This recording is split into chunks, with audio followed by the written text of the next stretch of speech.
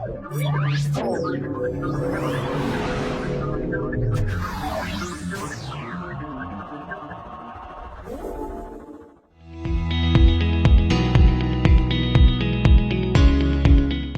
दोस्तों, स्वागत है आपका क्लिप ट्रस्ट की एक न्यू पॉडकास्ट में। जैसे आप जानते हैं, हम लोग डिजिटल मार्केटिंग की पॉडकास्ट लेते आते रहते हैं। सेम एज इट इज, आज हम एक ऐसी ही सुनहरी पॉडकास्ट लेके आए हैं जिसमें आज हम आप एक ऐसे व्यक्ति से मिलवाने वाले हैं जिन्होंने अपने देश का, अपने प्रदेश का नाम डिजिटल मार्केटिंग में रोशन किया। अब आपका क्वेश्चन होगा कि उन्होंने ऐसा क्या किया। यस, उन्होंने इस सोशल मीडिया की इस दुनिया में एक ऐसा मुकाम हासिल किया जिसको हासिल करना नामुमकिन है, इतना आसान नहीं है। तो आज हम उनसे जानेंगे आखिर उन्हें ऐसी कौन कौन से रिकॉर्ड उन्होंने हासिल किए हैं इस सोशल मीडिया की दुनिया में, और उन्हें क्या क्या चैलेंज ऐसे सामने आए, उन्होंने उसको सामना किया और उनको बहुत आसानी से हासिल किया। तो स्वागत है गजेंद्र बोरा जी, जो कि जयपुर से बिलोंग करते हैं, अपने राजस्थान से बिलोंग करते हैं, और आज हम इनके बारे में जानेंगे। नमस्कार सर, कैसे हैं गजेंद्र जी? बढ़िया सर, आप कैसे हैं? All good sir, all good sir. तो सर, मैं आपसे जानना चाहता हूं कि आपसे, जहां तक मैं आपके बारे में जानता हूं, हम सन 2012-13 में एक बार मिले थे, जिनमें हमको सोशल मीडिया का उस समय एक स्टार्ट हुआ करता था। तो हमने कुछ उनके चैलेंजेस और कुछ चीजों पे हमने बात की थी। वहां से लेके अगर मैं बात करूंगा 2011-12 से 2025, इसमें सोशल मीडिया की दुनिया में बहुत सारी नई चीजें आई, और आपने उस एक, मैं बोलूंगा, छोटी सी एज में एक छोटे से एक आपका स्टार्ट था और आपने एक इतना बड़ा मुकाम हासिल किया। आपने आखिर क्या किया, क्या आप इस हमारी जनता को बताना चाहेंगे? आपने सामने कौन से ऐसे अवार्ड हासिल किए और आपने उसके पीछे क्या ऐसी चुनौतियां थी जिनका सामना आया? सर, मेरे नाम पे गिनीज वर्ल्ड रिकॉर्ड्स में और लिम्का बुक ऑफ रिकॉर्ड्स में और इंडिया बुक ऑफ रिकॉर्ड्स में नाम दर्ज है। और जो नाम है वो है 24 घंटे में सबसे ज्यादा कमेंट्स लाने का। और ये उस समय का है जब डिजिटल मार्केटिंग में पेड एडवर्टाइजमेंट्स होते ही नहीं थे। जी, ओके। यानी हम उस समय की बात कर रहे हैं जहां पे फेसबुक का कोई पेड ऑप्शन नहीं था, और उस समय आपने इस अवार्ड को अचीव किया। जी सर, उस समय फेसबुक का कोई भी पेड ऑप्शन या पेड एडवर्टाइजमेंट का कोई भी ऑप्शन नहीं था। ये जो हमारा रिकॉर्ड है ये पूरा एक तरीके से न्यूट्रल है, और उस समय की जो हम लोग ऑफलाइन जो हमने मेहनत की उसको हम लोगों ने डिजिटल में हम लोग उसको कन्वर्ट किया, और इसको रिकॉर्ड के रूप में वो आज तक वो आप सभी के सामने है। वाह! तो आप एक बात बताइए, तो मतलब आपके दिमाग में आया कैसे कि मुझे ऐसा कुछ करना है? सर, एक्चुअली जैसा अभी स्पैमिंग के बारे में आप सभी ने सुना होगा, उसमें स्पैमिंग का भी असर नहीं था।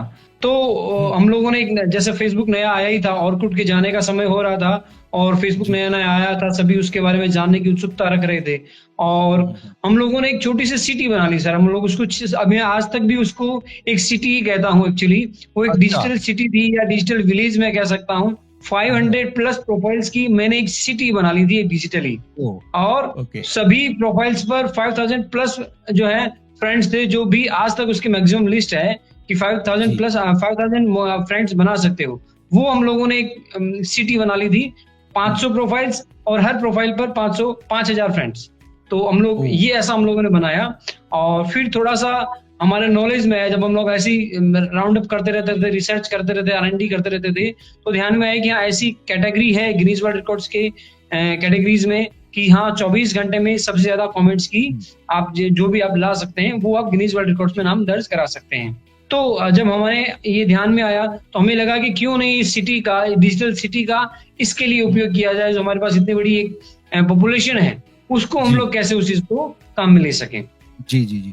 तो इसका मतलब पहले आपने एक डिजिटल सिटी का नॉर्मल कॉन्सेप्ट सोचा था, उस समय आपके दिमाग में नहीं था, आपके मन में नहीं था कि कुछ ऐसा वर्ड रिकॉर्ड करना है, बट उसके बाद अचानक आपका ध्यान गया और आपको लगा कि ऐसी अपॉर्चुनिटी अवेलेबल है।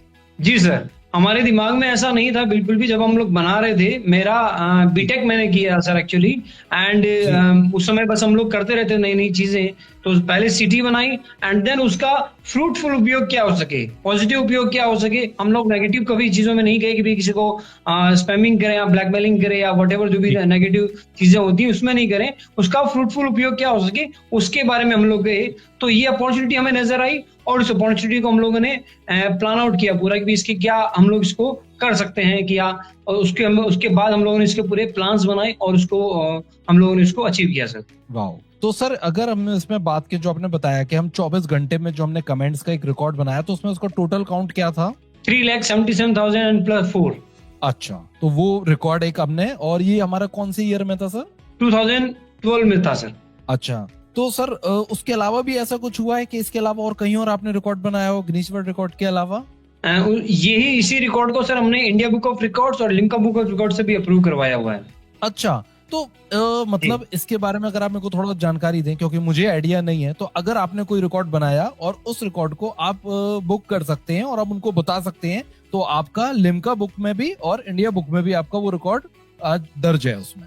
जी सर, एक्चुअली सबसे जो हार्ड गाइडलाइंस है सर वो गिनीज वर्ल्ड रिकॉर्ड्स की हैं। तो अगर वो रिकॉर्ड आपने अप्रूव कर दिया तो उसके बाद जो है इंडिया बुक ऑफ रिकॉर्ड्स और Limca book of records generally उसको अप्रूव कर लेते हैं। हालांकि जनरल प्रोसेस सभी की ये है कि आपको पहले वहां से गाइडलाइंस लेनी होती है, क्योंकि हर एक ऑर्गेनाइजेशन की अलग अलग अपनी अपनी टर्म्स है, उनकी गाइडलाइंस हैं। तो जनरली उनको अपनी उनकी जो गाइडलाइंस है वो हमें लेनी होती है। बट चूंकि ये हमारा जो वर्ल्ड रिकॉर्ड है ये हम लोग पहले से गिनीज वर्ल्ड रिकॉर्ड से अप्रूव करवा चुके थे, और हम लोगों ने उनसे रिक्वेस्ट किया कि ये आप जो है हमारा रिकॉर्ड है आप उनसे ये अप्रूव करें। तो उन्होंने उसको देखा, उसके बाद उसको उन्होंने फिर से रिव्यू भी किया हालांकि, बट उनको ये ठीक लगा और then they also approve this. अच्छा, तो इसका मतलब उसके पीछे भी एक पूरा प्रोसेस था, उस प्रोसेस से आपको जाना पड़ा और उस प्रोसेस के तहत उन लोगों को लगा कि यही ये जेन्युइन अवार्ड है, तो हम भी उस चीज को मानते हैं। Right sir, Guinness world record से आपको सबसे पहले गाइडलाइंस लेनी होती है और उसके बाद जो है ये लोग रिकॉर्ड अप्रूव करते हैं। उसी तरीके से इंडिया बुक ऑफ रिकॉर्ड्स और लिम्का बुक ऑफ रिकॉर्ड से भी आपको गाइडलाइंस हालांकि पहले लेनी होती है, बट हमें उस समय ऐसा ध्यान में नहीं था, तो हम लोगों ने पहले इंडिया बुक ऑफ रिकॉर्ड से and Limca book of record से हम लोगों ने इनसे थोड़ा सा बाद में लिया था। अच्छा, इसका मतलब जब आपने गिनीज वर्ल्ड रिकॉर्ड लिए सोचा था तब आपके माइंडसेट नहीं था कि आपको लिम्का बुक और इंडिया में जाना, बिकॉज आपका एक्सपीरियंस नहीं था। बाद में आपको पता चला और उन्होंने आपने बाद में उस चीज को कंटिन्यू किया। Right sir. वाह, तो यानी अगर मैं किसी को बोलूं कि अगर किसी को ऐसे रिकॉर्ड बनाने सोचना, तो पहले उनको सारी गाइडलाइंस को देख लेना चाहिए कि कौन कौन से ऐसे ऑप्शंस आपके पास अवेलेबल है और कौन कौन सी गाइडलाइंस है। राइट सर, अभी जो हम लोगों ने उसके बाद जो हम लोगों ने किया रिसर्च, तो 15 प्लस ऐसी ऑर्गेनाइजेशंस है इंडिया और out of India international level पर जो है बहुत सारी ऐसी ऑर्गेनाइजेशंस है और काफी अच्छे स्तर पर है सर उनका, उन्होंने काफी अच्छे रिकॉर्ड्स को अप्रूव कर रखा है। तो हमारा जो नेक्स्ट रिकॉर्ड है वो हम लोग 15 प्लस ऑर्गेनाइजेशंस के साथ एक साथ लाने वाले हैं। ओ, इसका मतलब अभी आप एक और प्लान कर रहे हैं? वाह, ये तो मेरे को पता ही नहीं था। जी सर, काफी समय हो गया, तो हम लोगों ने सोचा कि क्यों नहीं उसी रिकॉर्ड को हम लोग कंटिन्यू कर रहे हैं। हम लोगों को कहते कहते बहुत समय हो गया कि ठीक है we are Guinness world record holders, but we have to update also, so we are planning next world record also. वाह, ग्रेट सर। चलो, हम सबको वेट रहेगा जब आप वो रिकॉर्ड को करेंगे, और शायद हम भी उसका कहीं ना कहीं एक पार्ट बनने के इच्छुक रहेंगे। और मैं बोलूंगा मैं अपनी ऑडियंस को बोलूंगा, भाई आप भी साथ दें और ऐसे रिकॉर्ड को हमारे देश और जो हमारे प्रदेश का नाम रोशन कर रहे हैं, तो आप भी उनसे के साथ जुड़े, तो हो सकता है हम भी आपको कहीं ना कहीं कुछ ना कुछ हेल्प करें। श्योर सर, मैं आप सभी से और जो भी आपके व्यूअर्स हैं उन सभी को भी मैं इनवाइट करूंगा कि आप हमारा जो नेक्स्ट वर्ल्ड रिकॉर्ड है अटेम्प्ट, उसमें आप सभी पार्टिसिपेट करें। जी, तो जो पार्टिसिपेट करते हैं क्या उन लोगों के लिए भी कुछ उनको सर्टिफिकेट या कुछ ऐसा प्रोवाइड होता है? सर, सभी को हम हमारी ऑर्गेनाइजेशन की तरफ से जो है पार्टिसिपेशन सर्टिफिकेट देते हैं, और गिनीज वर्ल्ड रिकॉर्ड्स की तरफ से भी हम लोग उनके लिए मंगवा सकते हैं। उनकी जो बेसिक कॉस्ट होती है उसके आधार पर हम लोग पार्टिसिपेंट के नाम पर हम लोग एज ए पार्टिसिपेंट उनको सर्टिफिकेट दे सकते हैं। ठीक है, यानी अगर कोई भी ऑडियंस चाहती है, वो आपके साथ इस रिकॉर्ड में शामिल होना चाहते हैं, तो उनकी कुछ एक बेसिक कॉस्ट होती है, उसको बियर करके हम आपके थ्रू भी और डायरेक्ट जो गिनीज वर्ल्ड रिकॉर्ड है वहां के थ्रू भी मंगा सकते हैं लोग। राइट सर जी। वाह, तो अभी जो आप प्लान कर रहे हैं वो आप अप्रोक्स 15 ऐसे रिकॉर्ड्स के लिए प्लान कर रहे हैं, और सबकी गाइडलाइन को आप शायद अच्छे से फॉलो कर चुके होंगे। सर, हम लोगों को उनको रिव्यू करने में ही थोड़ा सा समय लग रहा है, वरना तो हम लोग न्यू ईयर पे हम लोग इसको प्लान आउट कर रहे थे, बट चूंकि 15 प्लस ऑर्गेनाइजेशंस है, सभी की अपनी अपनी गाइडलाइंस है सर, बहुत सारी चीजें इसमें डीप हमें जाना होता है, क्योंकि अगर उनमें से एक भी गाइडलाइन मिस हुई मतलब हमारी सारी मेहनत बेकार रही। तो इसलिए हम लोग ऐसा कुछ प्लान कर रहे हैं कि उस सभी में जो कॉमन है और एक एक पॉइंट को हम ध्यान रख के उस चीज को प्लान आउट करें।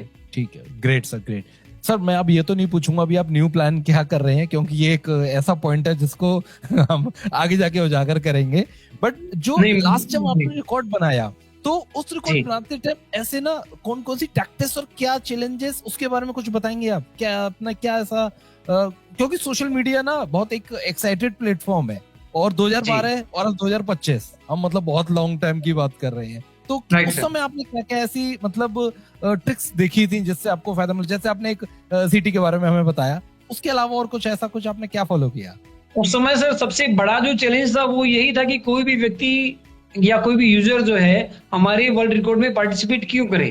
तो उसके लिए हम लोगों ने मार्केटिंग स्ट्रेटेजीज के बारे में पढ़ा, अदर जो वर्ल्ड रिकॉर्ड्स हैं उसके बारे में पढ़ा, बहुत सारी रिसर्च करी, तब जाके हमें एक पॉइंट मिला है जो वो है आपका मदर्स लव पे, कि आप जो जी। है मार्केटिंग करें क्योंकि खास करके ये इंडिया में सबसे ज्यादा है सर। हर व्यक्ति और पूरी दुनिया में प्रत्येक व्यक्ति अपनी माँ को बहुत प्यार करते हैं। तो हम लोगों ने जो टॉपिक लिया था तो थोड़ा इमोशनल एंड देन उसकी मार्केटिंग की थी, तो वो था वाह। Mother's love.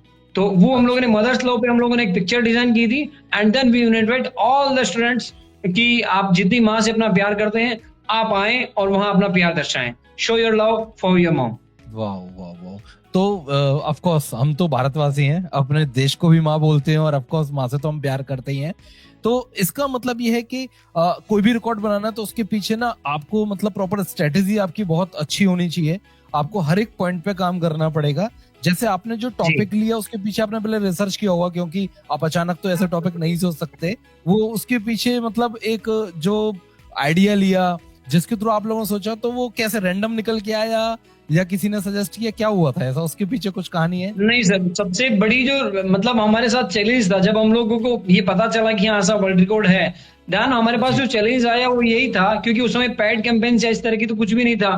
फेसबुक बिल्कुल नया सर। नया आया ही था और बहुत सारे यूजर्स भी नहीं थे इंडिया में भी। हाँ बहुत सारे यूजर्स ऑलरेडी अवेलेबल हो, तो हमारे पास यही था कि हम लोग कैसे कहें कि प्रत्येक व्यक्ति वहां आए। अगर कोई व्यक्ति फेसबुक पे पहले से नहीं है तो अपना प्रोफाइल बनाए एंड देन वहां आके कमेंट करे और एक कमेंट के बाद वो बार बार और कमेंट करे। तो हमारे साथ समस्या यही थी कि भी आप जो ऐसा कौन सा टॉपिक चूज करें।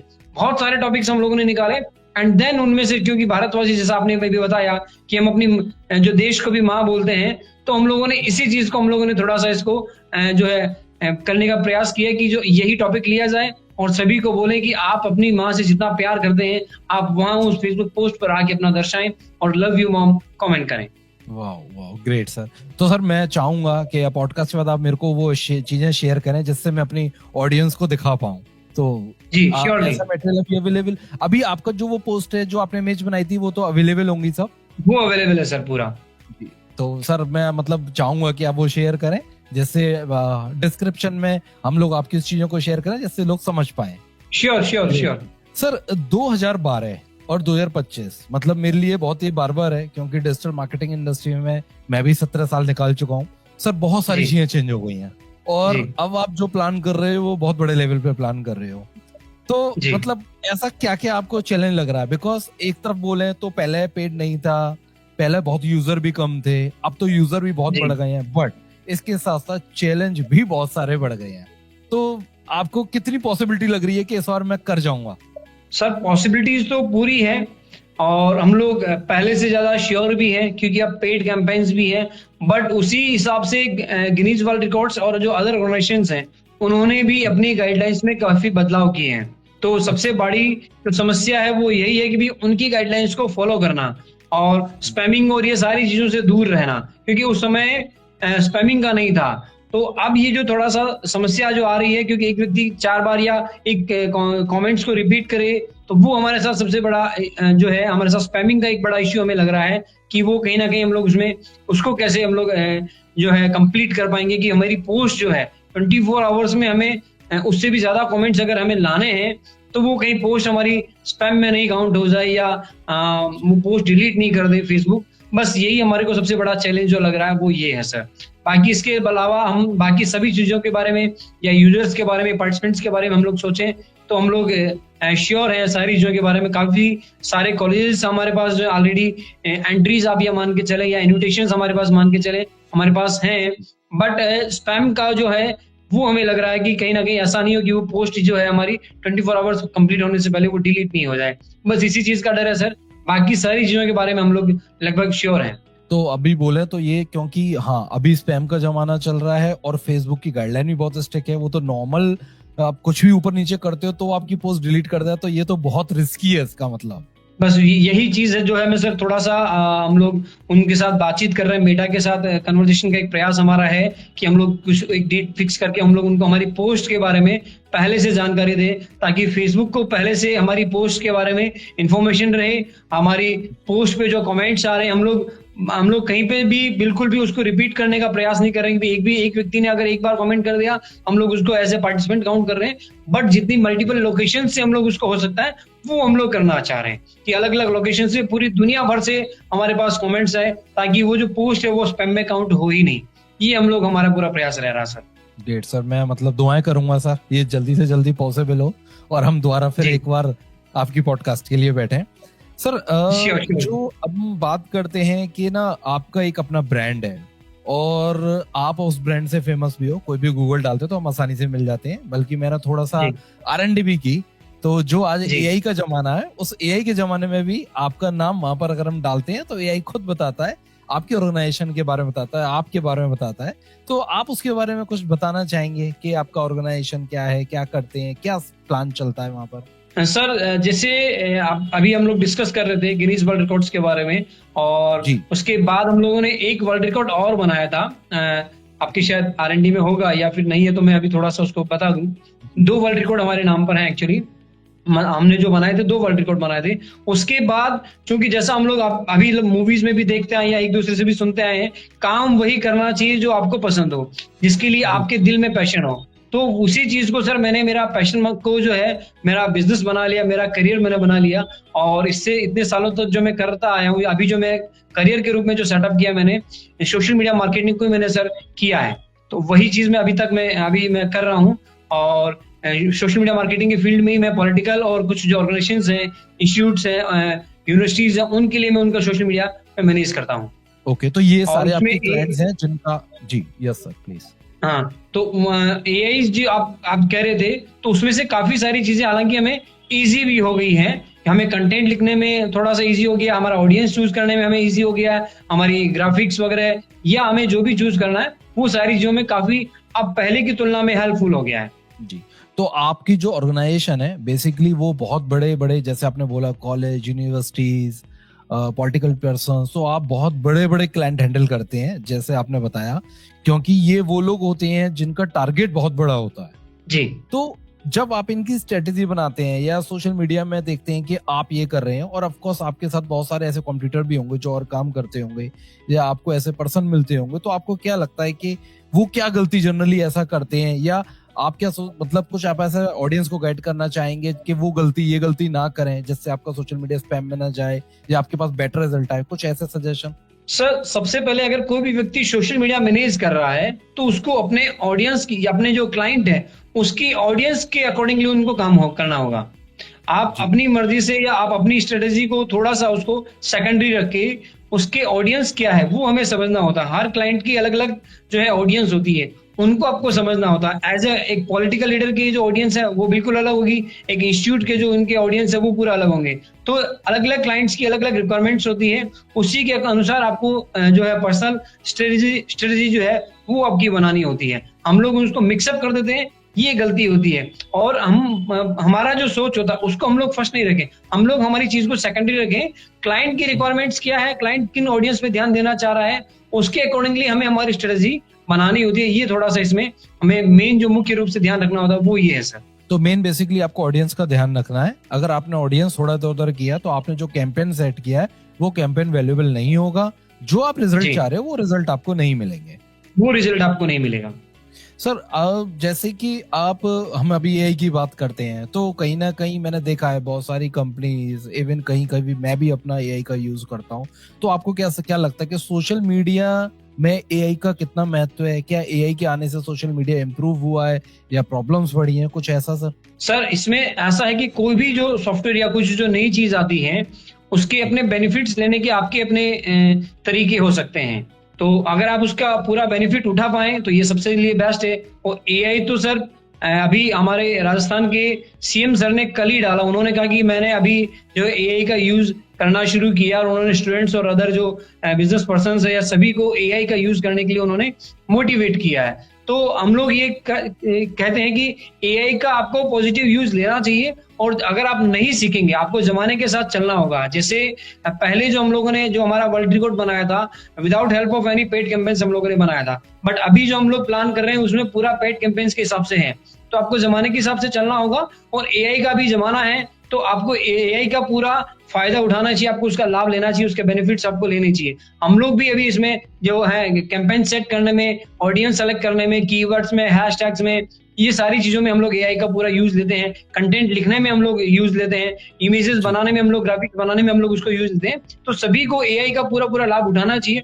बहुत सारे टूल्स हैं जो फ्री में भी अवेलेबल है। फिर उसके बाद जो है प्राइमरी अगर हम लोग जाएं तो पेड एआई के जो टूल्स हैं वो अवेलेबल है। तो इनिशियल बेस पे अगर कोई व्यक्ति है या कोई यूजर है तो उसको फ्री जो टूल्स है उनको अवेलेबल जो है, उनको फ्री जो टूल्स है उनको आप यूज करें एंड देन आप जो प्रीमियम जो उनके फीचर्स है उसके लिए आप जा सकते हैं। जी, तो मतलब आपका सजेशन ये है कि चाहे भाई एआई टूल्स हो चाहे पेड हो, आपको सब कुछ ट्राई करना है क्योंकि आपको जमाने के साथ चलना पड़ेगा।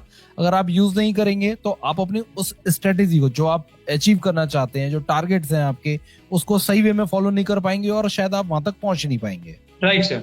तो सर कोई जैसे अब 2025 चल रहा है तो 2025 में कोई ऐसी आप 2 या 3 टिप्स शेयर करना चाहेंगे सोशल मीडिया के लिए कि आपको ये रूल तो फॉलो करना ही है, तो 2 से 3 टिप्स कुछ ऐसा सर?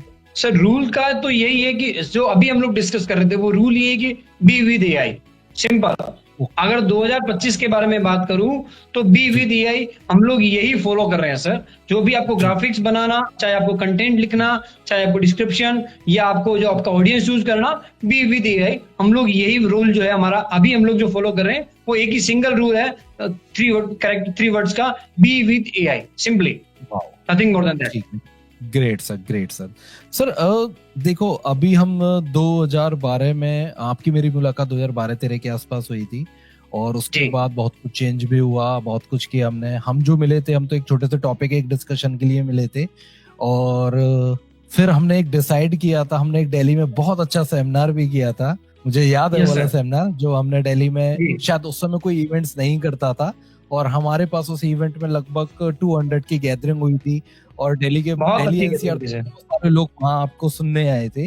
तो वो मुझे पल याद है, आपने जब वहां से स्टार्ट किया था। तो आप ये जो मैंने आपकी जर्नी देखी है, मैंने आपकी जर्नी को बहुत क्लोजली देखा है, बट आप ऑडियंस को बताना चाहेंगे कि आपने मतलब सोशल मीडिया की शुरुआत किस तरीके से की थी? क्योंकि हर किसी का एक प्रोफाइल है, तो आपके दिमाग में सिर्फ सोशल मीडिया ही आपने क्यों सिलेक्ट किया? कैसे शुरुआत हुई इसकी?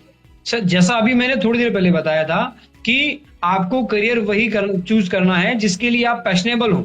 तो जब मैंने वर्ल्ड रिकॉर्ड बना लिया, एक वर्ल्ड रिकॉर्ड और बना लिया, तो हमारे पास जब मेरा कॉलेज खत्म होने वाला था तब हमें ये डिसीजन लेना था कि अब हमें करना क्या है। तो फिर सबसे पहला ये है कि जो हम लोग कर रहे हैं क्यों ना उसी चीज को आप जो है प्रोफेशन बना लिया जाए। तो मैंने उसी चीज को मेरा प्रोफेशन बना लिया और सबसे पहली जो मेरी सर्विसेज रही वो पॉलिटिकल लीडर्स के लिए रही। फर्स्ट जो मैंने मेरी सर्विसेज दी वो उस समय के जो सीएम थे मिस्टर अशोक गहलोत जी, उनको मेरा जो फर्स्ट जो मैंने सर्विसेज दी और उसके साथ साथ फिर जो उस समय के जो टॉप जो लीडर्स थे, पॉलिटिकल लीडर्स, उनको मैंने मेरी सर्विसेज शुरू कर दी। तो ये चीजें मेरी शुरुआत रही। तो आपने जब ये रिकॉर्ड बनाया था, जब आपने इसमें कैरियर स्टार्ट किया, तो आप कॉलेज में उस समय अपनी ग्रेजुएशन कंप्लीट कर रहे थे? जी सर, जो वर्ल्ड रिकॉर्ड जो मैंने बनाया था वो मैंने कॉलेज डेज में बना लिया था और जो उसके बाद जो हमारा प्लान हुआ वो यही हुआ, कॉलेज खत्म होने पर भी आपको करना क्या है। तो फिर उस वर्ल्ड रिकॉर्ड के आधार पर ही हम लोगों ने चूज किया भी आपको इसी फील्ड में ही चूज करना। उस समय सर बिल्कुल भी कोई भी एजेंसी या कोई कंपनी ऐसी नहीं थी जो fully only for social media थी। मैं अकेला उस समय का, जहां तक मुझे याद है या रजिस्टर्ड जो चीजें हैं वो ये था कि भी ऐसा कोई भी व्यक्ति या कोई एजेंसी नहीं थी जो ओनली फॉर सोशल मीडिया रहा हो। क्योंकि उससे जो भी अगर कोई छोटे मोटे कर रहे थे तो वो लोग वेब डेवलपमेंट फील्ड में थे या ग्राफिक्स में थे। अभी भी जो भी हैं, मैं जहां पे भी कर रहा हूँ काम, वहां पे भी ओनली फॉर सोशल मीडिया करने वाला मैं ही हूँ, अकेला। आप ही अकेले? तो सर आपकी कंपनी, जो आपका पूरा कंपनी सेटअप एस्टेब्लिश है, वो आपका जयपुर राजस्थान में है? जी सर। तो सर कभी ऐसा समझ माइंड में आया कि इसकी फ्रेंचाइजी करनी चाहिए या उसे और एक्सपेंड करना चाहिए, या आप जयपुर से ही हैंडल करते हैं सब कुछ? सर क्लाइंट्स तो ऑल ओवर द कंट्री है। पॉलिटिकल लीडर्स को जो मैं अभी मैनेज जो कर रहा हूँ, आउट ऑफ राजस्थान से भी मैनेज कर रहा हूँ, आउट ऑफ जयपुर के भी जो क्लाइंट्स हैं उनका मैं मैनेज कर रहा हूँ। फ्रॉम होम वाली जो चीजें हैं, उसके बाद से कोविड के बाद से तो चीजें और भी हालांकि इस चीज पे ट्रस्ट करने लगे। पहले तो फिर भी आपको लोगों को जो है मिलना पड़ता था, वो चीजों को थोड़ा सा उसमें होता था कि हाँ एक बार के लिए तो आपको मीटिंग करनी होती। लेकिन अब जी जो है जैसे अभी हम लोग 1-to-1 जैसे पॉडकास्ट कर रहे हैं, उसी तरीके से जी हम लोग जूम मीटिंग कर लेते हैं, गूगल मीट कर लेते हैं, उसके माध्यम से ही चीजें जो है फाइनल हो जाती हैं। तो ये हमें एक तरीके से आसान हो गया हमारे लिए। और अभी हम लोग ये एक्सपेंडिचर में तो सर ये है कि जो भी सारी चीज जो मैनेज हो रही है वो सर हम लोग जब कर रहे हैं, क्योंकि जो क्लाइंट्स का ऑडियंस जो हमें समझना होता है सबसे, जो अगर हम लोग किसी को दे भी दें, अगर किसी चीज को फ्रेंचाइजी दे दें, तो ये ऐसा मॉडल नहीं है कि आपने कोई फिक्स मॉडल बना लिया और वो उसके आधार पर चल रहा है। आपको उसके क्लाइंट के बेस पे आपकी उसकी स्ट्रेटेजी बनानी होती है। हर क्लाइंट की अपनी अपनी जो क्लाइंट बेस होता है, उसका ऑडियंस लेवल होता है, उसकी स्ट्रेटेजी जो है जो आपको बनानी होती है। तो उसके लिए सर हम लोग स्ट्रेटेजी फ्रेंचाइजी या ऐसा किसी मॉडल पे अभी हम लोग प्लान आउट नहीं कर रहे हैं, क्योंकि ये ग्राफिक्स या अदर चीजों के बारे में नहीं है कि आपने ठीक है आपने फ्रेंचाइजी दे दी, या कुछ प्रोडक्ट नहीं है कि आपने फिजिकल प्रोडक्ट के लिए आपने जो है फ्रेंचाइजी दे दी। तो इसमें आपको जितने भी क्लाइंट्स आपके साथ जुड़ रहे हैं, तो उनके लिए आपके पर्टिकुलरली आपके उनके लिए पर्सोना एक बनता है, क्या उनका ऑडियंस कौन होगा, उसके अकॉर्डिंगली हम लोग उस पर काम करते हैं। वरना वो चीजें हमारे लिए थोड़ा सा कहीं ना कहीं फिर नेगेटिव आ जाए, तो इसलिए हम लोग इसमें जी फ्रेंचाइजी मॉडल पे अभी हम लोग काम बिल्कुल भी नहीं करते हैं। हाँ जो भी सारी चीजें होती है वो पर्सनली हमारे जयपुर जो ऑफिस है वहीं से ही मैनेज होती जी है सर। थैंक यू सर, ये बहुत अच्छा आपने क्लियरिटी बताया। बिकॉज मैं भी मानता हूँ कि जब कहीं ना कहीं आप एक फ्रेंचाइजी मॉडल पे चले जाते हो तो उसके अकॉर्डिंग जो आप डिलीवर कर सकते हो वो शायद सामने वाला पर्सन नहीं कर सकता। मैं भी जी इसी रूल को फॉलो करता हूँ कहीं ना कहीं। जैसे आप जानते ही हैं मैं ट्रेनिंग देता हूँ और अच्छा एक इंस्टीट्यूट सेटअप किया है। तो आज तक हमने भी जी हमसे भी बहुत सारे लोगों ने बोला है कि आपका इंस्टीट्यूट इस लोकेशन पे है, तो हम लोग मना कर देते हैं, क्योंकि एक आप जो डिलीवर कर सकते हो एज अ ट्रेनिंग या एज अ सर्विस, वो सामने वाला फ्रेंचाइजी मॉडल पे शायद वो डिलीवर नहीं कर सकता। तो बिल्कुल भी नहीं मैं सर। मतलब बिल्कुल आपकी इस बात से सहमत हूँ। तो सर अभी आपके साथ एक बिजनेस प्लस आप एक रिकॉर्ड एक और बनाने का प्लान करें, एक नहीं मतलब 15 आपका पूरा एक रिकॉर्ड का पैनल है जिसको ऑर्गेनाइजेशन के आपको साथ। क्लियर करना है। सो आप दोनों चीजों को मैनेज कैसे कर रहे हैं, मतलब बिकॉज क्या टीम है, कैसे आप मैनेज कर रहे हैं, कैसे आपने एक स्ट्रेटेजी बनाई है कि भाई मेरे दोनों वर्क हैम्पर ना हो। सर वर्ल्ड रिकॉर्ड के लिए पूरी एक टीम जो है वो पूरी अलग ही बनाई है सर। जो बिजनेस के साथ ओके जो चीजें चल रही है उनको हम लोगों ने बिल्कुल जी भी डिस्टर्ब नहीं करते हुए, वर्ल्ड रिकॉर्ड को जी प्लान करने के लिए हम लोगों ने पूरी अलग एक टीम नई जोड़ी है। और जो इसमें जी गाइडलाइंस से लेकर जो सारी चीजें जो हमें करनी है, वो उसके लिए पूरी जी टीम पूरी स्टैब्लिश की है, और वो इसी चीज के जी लिए ही काम करेगी, और इसीलिए पैरेलल वो चीजें हम लोग करेंगे। और उसमें मैं मेरा एक जो फिक्स टाइम है वो डेली दोनों चीजों को देता हूँ कि हाँ उनको रिव्यू करना है, जैसे वर्ल्ड रिकॉर्ड की क्या क्या नई चीजें हमें जो है ध्यान में आई या पता चला, कोई नई गाइडलाइंस आई है या कहीं कुछ इन्फॉर्मेशन मिल रही है हमें, या क्या टॉपिक पे हमें करना, कैसे करना है। तो उसके लिए वो डेली दोनों चीजों को पैरेलल हम लोग उसको मैनेज कर रहे हैं सर। और टीम जी जो है वो दोनों अलग है, क्योंकि वरना आप बिजनेस को डिस्टर्ब करेंगे तो वो कहीं ना कहीं जी थोड़ा सा बिजनेस डिस्टर्ब होगा। तो वर्ल्ड जी रिकॉर्ड को प्लान करने के लिए हम लोगों ने उसको पूरा नया टीम बनाया सर।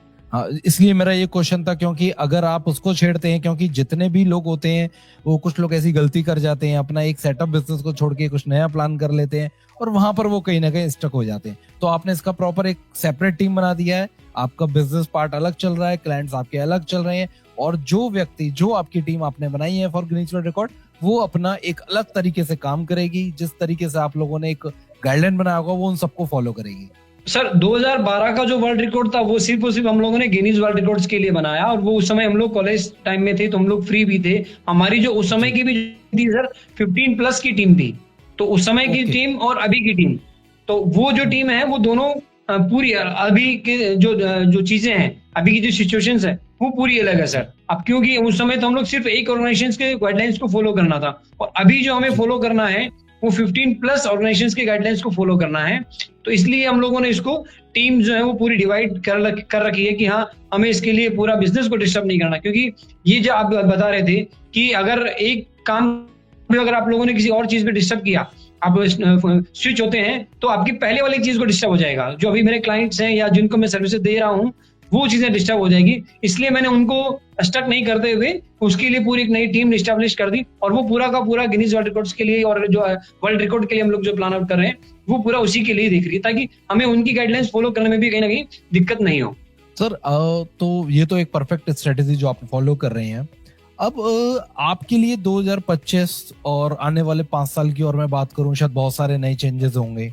तो जी आप इस चीजों को कैसे लेके चल रहे हैं, या ऐसे क्या प्रोजेक्ट प्लानिंग, जैसे एक आप अपना एक और रिकॉर्ड्स के लिए प्लान कर रहे हैं, कुछ ऐसी और प्लानिंग के बारे में बताएंगे जो आप फ्यूचर में लेके जाने वाले हैं? क्योंकि सोशल मीडिया के लिए ये आपने जो बोला ये मतलब सत्य है कि सोशल मीडिया के लिए मैंने भी आज ऐसे बहुत कम लोगों से मिला हूँ या बहुत ना के बराबर लोगों से मिला हूँ जिनका प्रॉपर फोकस सिर्फ सोशल मीडिया पर हो। तो सिर्फ सोशल मीडिया पर आपने अपने कैरियर को चुना, आपने अपनी पूरी कंपनी को स्टैब्लिश किया जयपुर में, और आज आप आगे इसी को कंटिन्यू लेना चाह रहे हो, ले जाना चाह रहे हो, आप ऊंचाइयों पर छूना चाह रहे हो। भगवान आपको वो सारी चीजें प्रोवाइड कराए, वो सारी आपको करे जो चीज आप करना चाह रहे हो। बट ये आगे के लिए जो 5 साल वाला है, जो आगे 5 साल का टारगेट है, इसके लिए आप क्या सोचते हैं? क्या कुछ ऐसे प्रोजेक्ट, क्या प्लानिंग है आपकी? सर शुरुआत से ही जो मेरे प्लान्स रहे हैं वो हमेशा से आगे को लेकर ही रहे हैं। जैसे वर्ल्ड रिकॉर्ड के बाद की जो चीजें मैंने करियर अगर मैं इसमें चूज किया तो वो उस समय चूज किया जब कोई भी प्लान आउट नहीं कर रहा था या कोई भी इस फील्ड में आना नहीं चाह रहा था। इवन मैं उस समय की सिचुएशंस को बताता हूँ सर। इवन मेरे कलीग्स ने मुझे कहा था कि who will pay you to run their Facebook account. मैंने कहा मैं जाऊंगा ही उन लोगों के पास जिनके पास इस चीज के लिए समय नहीं है। मैं उन चीजों के लिए बिल्कुल नहीं जाऊंगा, या मैं लोकल ऑडियंस के पास नहीं जाऊंगा कि सर मैं आपका चलाऊंगा। तो मुझे ये पता था कि मैं उन लोगों के पास ही जाऊंगा जिनको ये चलाने के लिए उनके पास समय नहीं है, स्ट्रेटेजी नहीं है, वो इस चीज में भी जाते हैं। तो मैंने अभी भी जो है वही हमने जो है क्या नाम स्ट्रेटेजी बना रखी है कि भी हम आगे के 5 साल के अनुसार हम लोग क्या कर सके। तो इसी के साथ साथ अभी के लिए हम लोग अभी हमारे कोर्सेज लॉन्च कर रहे हैं सर। जल्दी हमारी अपनी एक एप्लीकेशन आ जाएगी और उस पर हम हमारे सोशल मीडिया से रिलेवेंट और जो अदर जो इससे रिलेवेंट जो कोर्सेज हैं जो व्यक्ति करना चाहता है वो ये कर सके। तो उसके लिए हम लोग अभी हमारे कोर्सेज, जल्दी हमारी एप्लीकेशन आने वाली इसी के साथ साथ, तो उसपे हम हमारे कोर्सेज लॉन्च कर रहे हैं ताकि वो एक पैरेलल एक जो है बिजनेस एक और साथ में चलता रहे। Great sir, great.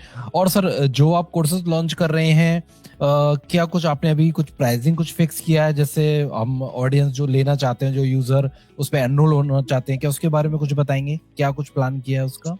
प्राइसिंग का तो सर ऐसा है कि हम लोग उसको 15K प्लस उसमें रखना चाहते हैं। बट कभी कभार जो भी फेस्टिवल्स या न्यू ईयर या इस तरह की चीजें हैं उस पर हम लोग बहुत शानदार से डिस्काउंट देते हैं। वो सारी चीजें सर वो पूरा जो भी एक ऑर्गेनाइजेशन का जो इंस्टीट्यूट का जो देखती है वो टीम उसके लिए सर पूरी अलग है। हम लोग पूरी चीजों को मिक्सअप नहीं करते कभी भी।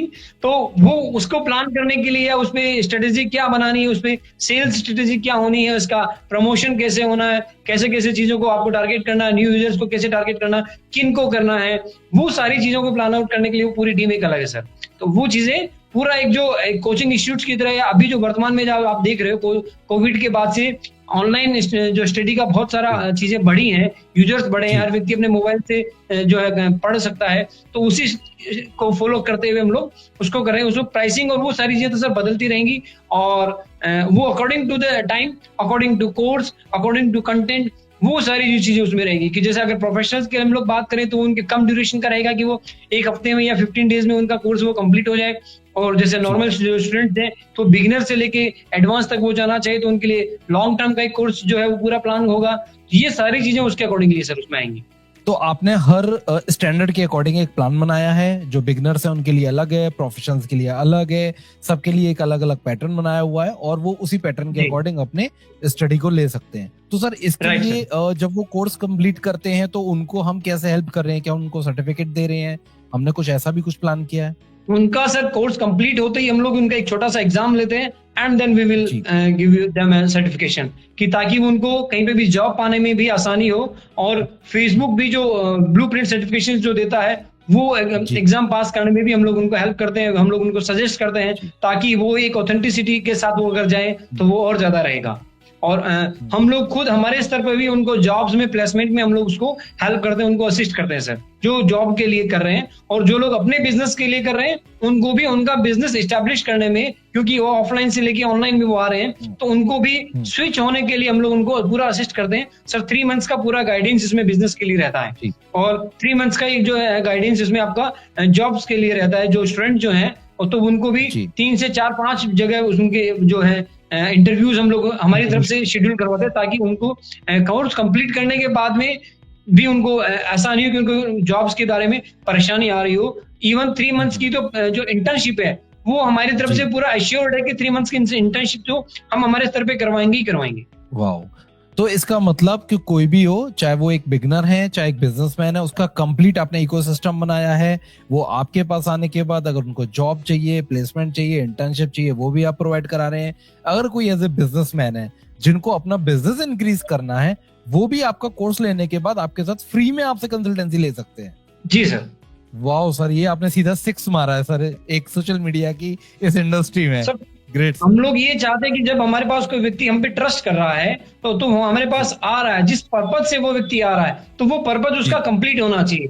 तो वो चीजें, वो हमारी जो है चीजें फ्रूटफुल रहेगी, वरना उस चीज का हमारे लिए, हमारे मार्केट में हमारे लिए जो है वो नेगेटिव इम्पैक्ट जाएगा। तो उस इम्पैक्ट से बचने के लिए हम लोगों ने उसको पूरा एक फुल सॉल्यूशन हम लोग दे रहे हैं कि आप अपनी स्टडी के लिए अगर आ रहे हो, आप अपने जॉब के लिए आ रहे हो, हमारे पास पढ़ रहे हैं, आप कोर्स ले रहे हैं, तो हम इंटर्नशिप भी दें ताकि आप जो है लाइव प्रोजेक्ट्स पे काम कर पाएं एंड देन आप कॉन्फिडेंटली आप जॉब कर पाएं। तो जब आप इंटर्नशिप कर चुके होंगे तो आप कॉन्फिडेंटली इंटरव्यू आप जो है क्लोज कर देंगे एंड देन आप उसको जो जिस कंपनी में आप कर रहे हैं उनके लिए भी आप कोई ना कोई अच्छा प्रोजेक्ट आप उनके लिए कर पाएंगे।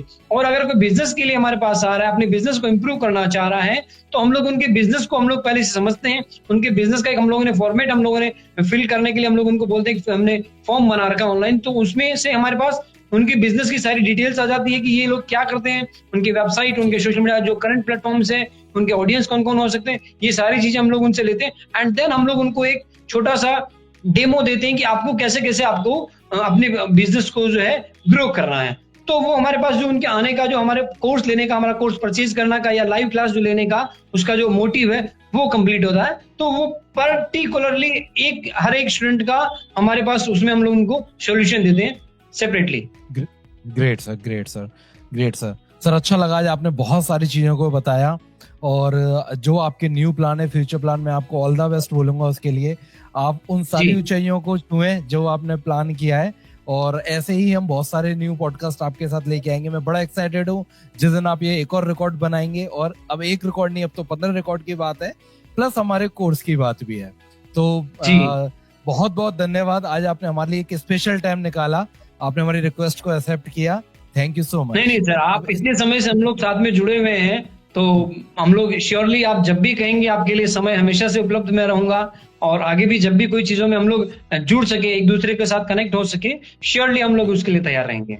तो दोस्तों, ये हैं हमारे गजानन जी, जिन्होंने इन्होंने अपने बारे में बताया, इन्होंने रिकॉर्ड कैसे हासिल किए थे, इन्होंने अपना एक सोशल मीडिया का एक बहुत अच्छा प्लेटफॉर्म बनाया है, अपनी कंपनी को एस्टेब्लिश किया है, और ये आज एक बहुत अच्छा प्लान कर रहे हैं। अगर आप बिजनेस ओनर्स हैं, अगर आप एज ए स्टूडेंट हैं, आप ट्रेनिंग लेना चाहते हैं, आप इंटर्नशिप करना चाहते हैं, अगर आप बिजनेस को सेटअप करना चाहते हैं, तो आप इनसे डायरेक्टली कनेक्ट हो सकते हैं।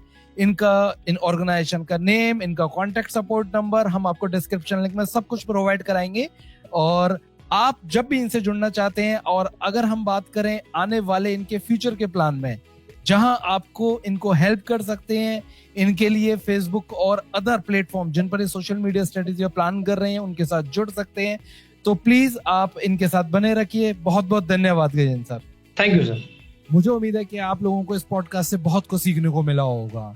तो अगर आप ऐसी ही कुछ और एक्सपर्ट्स की गाइडेंस लेना चाहते हैं, तो आप हमारे इस चैनल क्लिप ट्रस्ट पर बने रहिए और इसको सब्सक्राइब कर लें। और आप अपने ये पॉडकास्ट कैसा लगा प्लीज हमें कमेंट करके जरूर बताएं। धन्यवाद।